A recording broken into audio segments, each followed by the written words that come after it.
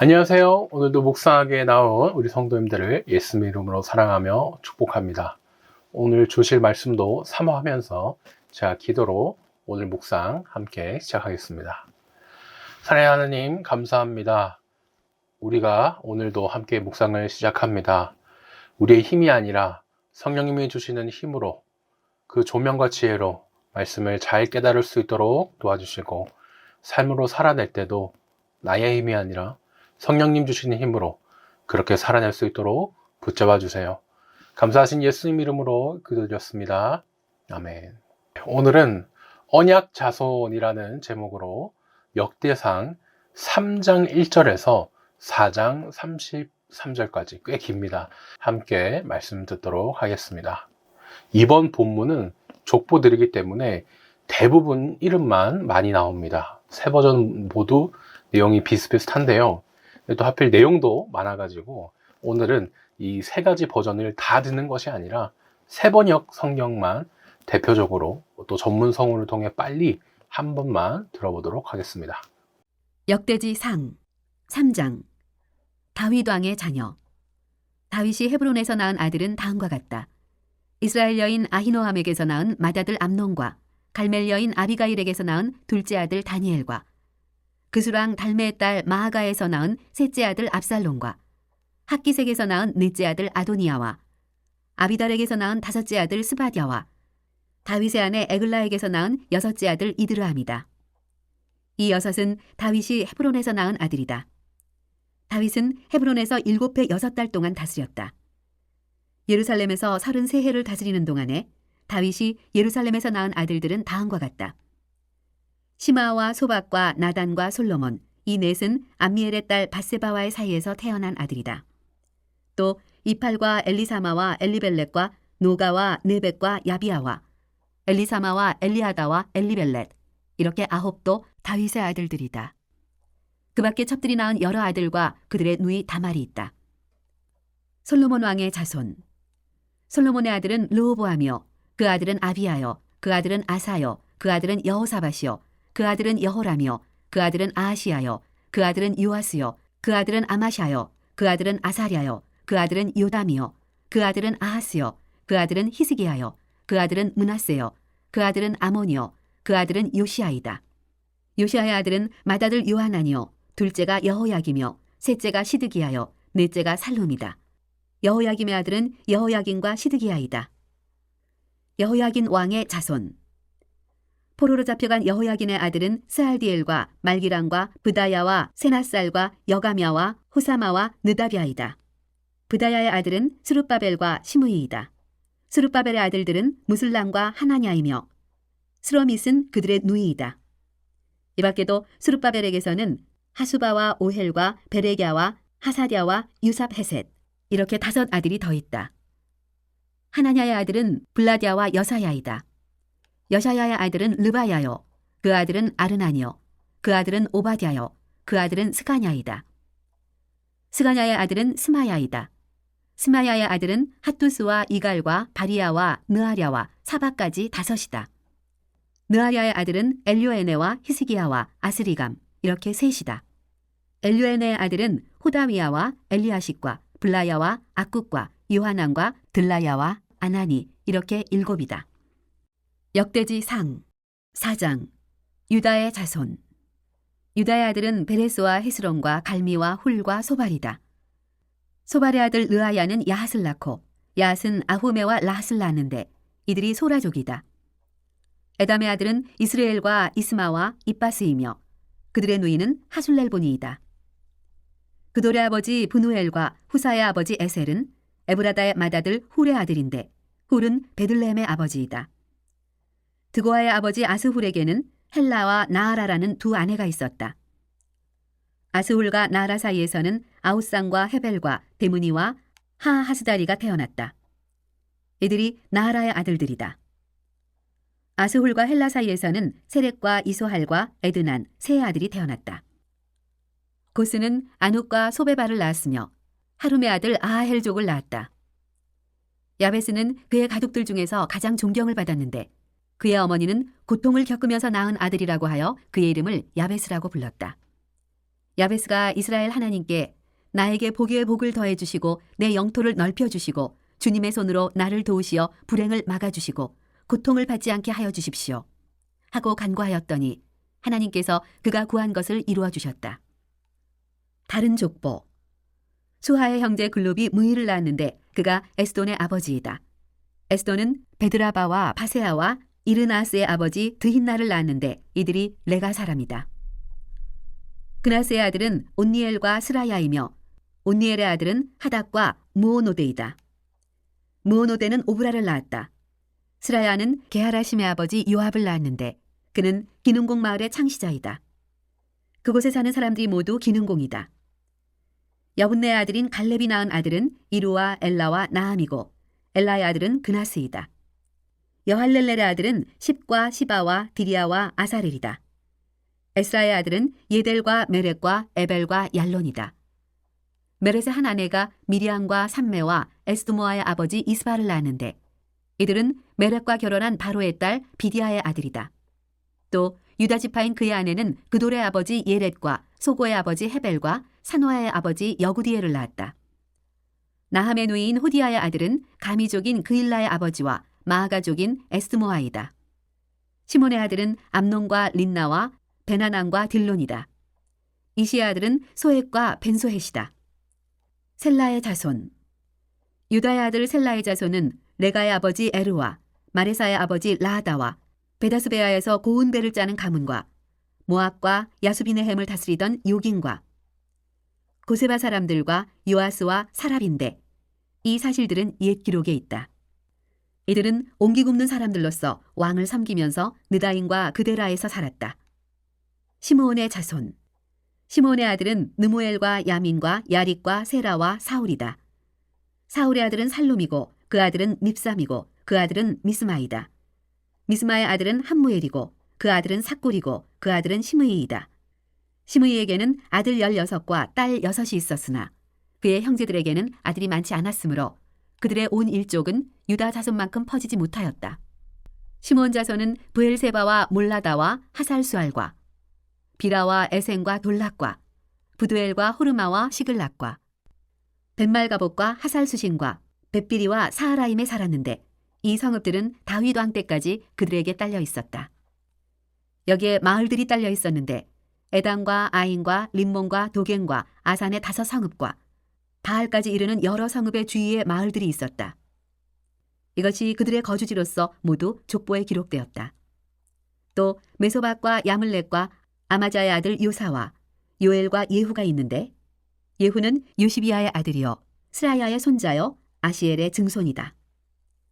그리고 엘료에네와 야하고바와 여소하야와 아사야와 아디엘과 여시미엘과 브나야와 시사가 있는데 시사는 시비의 아들이요 알론의 손자요 여다야의 증손자요 시므리의 현손이요 스마야의 오대손이다. 이 명단에 오른 사람은 그 일족의 지도자들이다. 그들의 가문은 많이 불어나서 퍼졌으므로 그들은 그들의 양을 칠 목장을 찾아서 그 돌 어귀에 있는 골짜기의 동쪽에까지 이르렀다. 거기에서 기름진 좋은 목장을 발견하였는데 이 땅은 사방이 넓고 조용하고 평화스러우며 전에 함족이 살던 곳이었다. 이 명단에 기록된 사람들이 유다 왕 히스기야 시대에 이리로 와서 함족의 천막들과 거기에 있는 무님족을 쳐부수어 그들을 전멸시키고 그들 대신 오늘까지 거기에 살고 있는데 거기에 양을 칠 목장이 있기 때문이다. 시므온 자손 가운데서 500명이 이시의 아들인 블라디아와 느아랴와 르바야와 우시엘을 두령으로 삼고 세일산으로 가서 피하여 살아남은 아말렉 사람을 쳐부수고 오늘까지 거기에서 살고 있다. 시간이 지나고 세상이 바뀌어도요, 하나님의 약속은 언제나 그대로 이루어졌었습니다. 때로는 보이는 손으로, 때로는 보이지 않는 손으로 하나님이 일하셨는데, 많은 경우에 하나님은 사람이 할 수 있는 일은 사람을 통해서, 특히 선택하신 사람들을 통해서 그 약속들을 꼭 지켜오셨어요. 아브라함에서 시작해서 유다, 다윗, 솔로몬, 수르바벨을 지나서 신약에 가서는 이제 마침내 예수님까지 족보가 이어지게 되는데요. 이 족보가 또 하나님 구원의 역사 아니겠습니까? 그리고 그 족보가 예수님을 통해 우리에게까지 이어지게 되는데요. 오늘은 이 족보 말씀을 통해서 하나님이 어떤 말씀을 우리에게 주시는가, 함께 나누면 좋겠습니다. 큰 1번입니다. 3장을 보니 유다 지파의 언약 자손 계보는 포로기 이후에도 지속됩니다.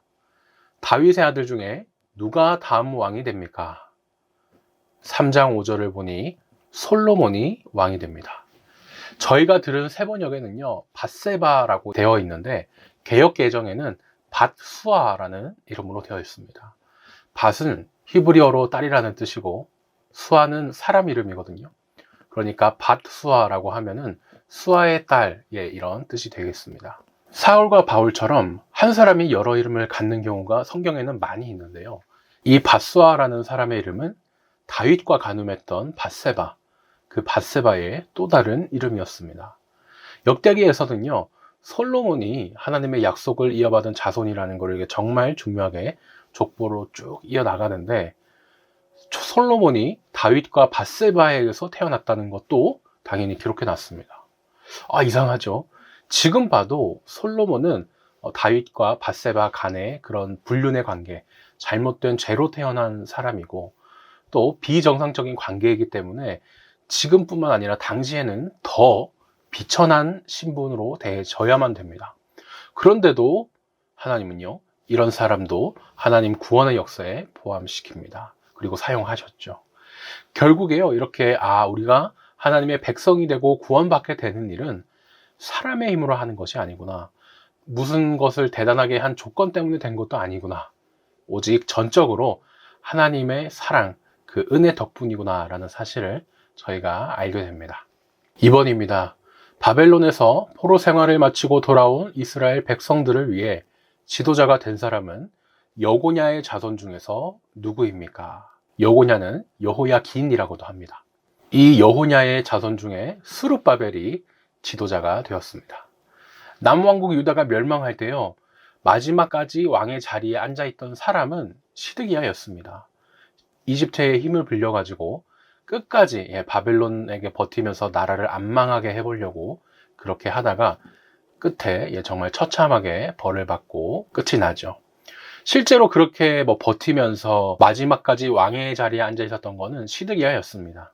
하지만 백성들은요, 마지막 왕이었다고 하면 여고냐, 즉 여호야긴을 마지막 왕이라고 생각을 했습니다. 애초에 시드기야가 왕이 된 것도 이제 원래 왕이었던 여고냐가 바벨론에 끌려가게 되면서 그 빈자리에 시드기야가 앉았던 것이거든요. 호랑이 없는 곳에 여우가 호랑이 행세한 꼴이 시드기야였기 때문에 백성들은 원래 왕이었다가 끌려간 사람, 여고냐, 그 왕을 더 진짜 왕이고 마지막 왕이라고 생각을 했습니다. 예루살렘이 망하기 전에 바벨론에게 끌려갔고 또 37년 동안 있다가 나중에는 왕과 같은 배후를 받으면서 이제 풀려났기 때문에 또 더 그렇죠. 남왕국 유다가 망한 것은요, 하나님의 뜻이었습니다. 그런데 시드기야가 이를 거부했었죠. 그렇게 예루살렘이 망하면서 시드기야는 함께 사라졌습니다. 하지만 여고냐는요, 바벨론에 끌려가서도 하나님의 약속을 이어갈 희망의 씨앗이 됩니다. 시드기야 때는 다윗 왕조의 피가 망해서 다 사라진 줄 알았더니 알고 보니 바벨론에서 여고냐를 통해 그 왕조의 피가 남아져서 이어가고 있었던 거죠. 그리고 그 피, 여고냐의 씨앗에서 자란 사람이 스룹바벨입니다. 스룹바벨이 여고냐의 손자예요. 왕은 아니지만 이제는 백성의 신앙을 이끄는 리더로서 유대인들을 데리고 다시 예루살렘으로 돌아옵니다. 유다라는 나라는 없어졌기 때문에 유다라는 지역을 맡은 총독이 되어가지고 무너진 성전을 다시 짓는 일에도 앞장서죠. 학개나 스가랴 같은 예언자들은요, 이 스룹바벨을 통해서 앞으로 오실 구세주, 메시아죠. 이 예수님을 이 구원자에 대한 희망으로 막 보여줍니다.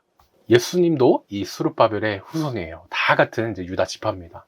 다윗으로 시작해서 마지막 왕이었던 여고냐, 또 스룹바벨, 신약에서는 예수님까지 이 족보가 흐름이 쫙 이어지고 있습니다. 나눔 1번입니다. 비록 여고냐가 바벨론 포로로 끌려갔었지만 다윗 왕조의 정통성을 잇는 마지막 왕입니다. 이 여고냐의 손자인 스룹바벨이 백성이 포로 생활을 마치고 유다 땅으로 돌아왔을 때 백성을 이끄는 리더가 됐습니다. 시대는 변하지만 하나님의 약속은 변함없이 계속 이루어지고 있죠. 하나님이 우리 삶 속에서 변함없이 이뤄가는 약속에는 무엇이 있는가 함께 생각해 보면 좋겠습니다. 큰 2번입니다. 4장을 보니 하나님은 백성의 결핍과 필요를 외면하지 않으십니다. 고통이라는 이름을 안고 태어난 야베스는 어떤 기도를 드립니까? 4장 9절, 10절을 보니까 저에게 복을 주시어 제 땅의 경계를 넓혀주시고 환난에서 벗어나 근심이 없게 저를 도와주세요. 이렇게 기도합니다. 야베스는요, 어머니가 이 야베스를 낳을 때 너무 힘들어하면서 고통 끝에 태어난 아이였습니다. 원어 발음으로는 야베츠라고 이렇게 하는데 슬픔, 아픔이라는 이제 뜻을 가지고 있죠. 아니 세상에 어떻게 사람 이름이 뭐 슬픔, 아픔, 고통일 수가 있습니까? 부르는 사람도 불리는 사람도 참 이름 부를 때마다 찝찝했을 것 같습니다. 야곱도 그죠, 속이는 자, 사기꾼이라는 이름을 갖고 살면서 그 자체로 참 어릴 때부터 기가 죽으며 자랐을 텐데 야베스도 그러했을 것 같아요. 그런데요, 놀랍게도 야베스는 자기 이름을 부끄러워하거나 탓하지 않습니다. 대신 하나님께 이렇게 기도를 해요. 하나님, 제가 사는 땅을 넓혀주세요. 저를 도와주셔서 어려운 일에서 벗어나게 해주세요. 근심 없는 삶을 살게 해주세요. 이렇게 기도합니다. 이름부터 이제 고통이라는 뜻이 야베스였는데 자기 이름뿐만 아니라 삶에서도 참 얼마나 어려운 일과 근심이 많았을까, 오죽하면 이렇게 기도했을까 싶어요. 하지만 이 기도는요, 야베스가 진심으로 드린 기도였고 하나님을 믿기 때문에 드릴 수 있었던 겁니다. 하나님은요, 이 기도에 응답해 주세요. 지금까지 족보로 사람 이름만 쭉 이렇게 나아가다가 야베스 내용에서 야베스의 기도한 내용이 나왔다는 것은 역대기를 통해서, 이 부분을 통해서 또 하나님이 말씀하고 싶으신 부분이 있으신 거죠. 바로 바벨론의 포로로 잡혀있다 돌아온 이 유다 백성들에게도 지금 사는 게 고통이고 막 땅도 좁아져서 너무 힘들고 마음이 낙심되지만 야베스처럼 하나님 찾고 간절히 기도하라 라는 것을 말하고 싶으셨던 것입니다. 야베스에게 응답해 주신 하나님은요, 우리에게도 응답해 주실 것이고, 그래서 우리는 언제나 어렵고 힘든 상황 속에서도 하나님께 기도할 수 있습니다. 2번입니다. 하나님은 야베스의 기도에 어떻게 응답하십니까? 4장 10절을 보니 야베스가 구한 것을 그대로 들어주십니다. 자기 인생이 고통이라는 이름으로 시작된 게 야베스인데 거기에서 야베스는 머물지 않습니다. 아, 내가 고통으로 태어난 걸 어떡하나, 뭐 나는 이렇게 태어났어, 그냥 이렇게 살자 생각하면서 원래 이런 운명이야 실망하지도 않습니다. 오히려 그런 어려움 속에 하나님께 간절히 기도를 했죠. 하나님은 이 야베스의 기도를 듣고 이루어 주셔서 실제로 야베스를 그 고통에서 벗어나게 해주십니다. 마법사가 막 주문 걸듯이 이루어져라 얍 뭐 이렇게 기도한 게 아니죠. 금나무 하나 뚝딱 도깨비 방망이처럼 기도를 쓴 것도 아닙니다. 오직 진심으로 하나님만 붙잡았던 것이죠. 지금 이 이야기가 포로에서 돌아와서 역대기를 읽는 모든 백성에게 큰 희망을 줍니다. 너무 힘든 상황일수록, 또 더 이상 방법이 없어 보일수록 하나님께 기도하자. 하나님은 우리의 기도를 무시하지 않으시고 들으시고 도와주실 거야. 우리에게도 이런 마음이 있기를 소망합니다. 3번입니다. 유다 지파 영역 안에서 비좁게 살던 시몬 지파 일부는 어떤 행동을 합니까? 4장 39절에서 43절까지를 보니 시몬 지파 일부가 그돌과 세일산을 새로 개척하여 이주했습니다. 여호수아 때 가나안 땅을 정복한 12지파는요, 각자 자기 땅을 나눠봤습니다. 그 중에 시므온 지파는 땅을 나눌 때 유다 지파 땅 안쪽에 자기들 몫을 받았어요. 그러니까 시므온 지파는 사방이 다 유다 지파의 땅으로 둘러싸여 있었던 겁니다. 오랜 시간 살다 보니 어떻게 됩니까? 대부분의 그 안쪽에 살던 시므온 지파 사람들은 자연스럽게 바깥을 둘러싼 유다 지파 사람들과 섞여 살게 되죠. 그러면서 시므온 지파의 모습이 조금씩 희미해져 갑니다. 그런데 오늘 본문인 38절부터 43절까지는요, 이런 상황에 그 시므온 지파의 일부 사람들이 가만히 있질 않습니다. 우리는 유다 지파 사람들과 섞여 살지만 그래도 시므온 지파야 하면서 이제 새로운 땅을 찾아 떠나고요. 개척하면서 자기 지파의 정체성을 지키려고 했던 그 이야기를 들려줍니다. 그돌이라는 지역과 세일산이라는 곳까지 가서 그곳에 살던 이제 외적들을 몰아내고 정착을 한 것이죠. 하나님께서 왜 이렇게 시므온 지파 이야기를 하셨을까? 이 이야기를 역대기에 기록해 놓으신 것도 다 이유가 있으십니다. 바로 포로 생활을 끝내고 돌아온 유다 백성들에게 이 또한 희망을 주기 위해서였죠. 포로로 있다가 돌아온 유다 땅은요, 그동안 관리가 안 돼 있지 않습니까? 너무 황폐해져 가지고 어디서부터 살아야 될까, 어떻게 살아야 될까 막막한 곳이었습니다.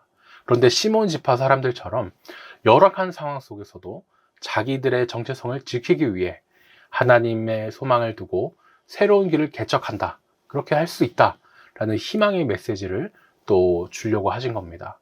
무엇이든지 그렇죠, 새로 시작하고 개척한다는 게 맨 땅에 헤딩이라는 말도 합니다. 무모해 보이고 너무 어렵게 보이지만 그 길은요, 결코 처음 걷는 길이 아니에요. 앞선 신앙의 선배들이 이미 수없이 걸어갔던 길이고 하나님이 함께 해주시는 길입니다. 나눔 2번입니다. 성경에는 태어날 때부터 이름 때문에 시험이 들 것 같은 사람들이 있죠. 야베스는 고통이라는 뜻으로 이름을 가졌지만 오히려 그 이름 때문에 낙심하지 않고 하나님께 진심으로 기도했습니다. 결국 하나님은 그 기도에 응답해 주셨죠. 나는 이런 운명이야, 이렇게 체념시키는 것들이 있습니까? 실망하지 않고 하나님 나라를 위해 계속 구해야 될 것은 무엇이 있을까 생각해 보면 좋겠습니다. 나눔 3번입니다. 시므온 지파는 땅을 나눠 가질 때 유다 지파 영역 안의 땅을 받아서 대부분의 백성이 유다 지파와 섞여졌습니다. 하지만 그 일부가 새로운 지역을 개척하면서 시므온 지파라는 정체성을 이어갔죠. 우리도 하나님의 백성이라는 이 정체성을 유지하기 위해서 새롭게 개척해야 될 것은 무엇인가, 있으면 무엇인지 생각해 보면 좋겠습니다. 마지막 기도 제목 나눔입니다. 나의 삶에 있어서는 어떤 상황에서도 하나님의 약속을 잊지 않고 현재의 고난을 이겨내게 해주세요 라고 기도해 주시고, 우리 교회에 있어서는 현실에 안주하지 않고 적극적으로 기도하며 새로운 미래를 개척하게 해주세요 라고 기도해 주시면 좋겠습니다. 오늘 묵상은 여기까지입니다. 이번 한 주도 안전하고 건강한 한 주 보내시길 바라면서 우리 주님 부활하신 주일에 뵙겠습니다.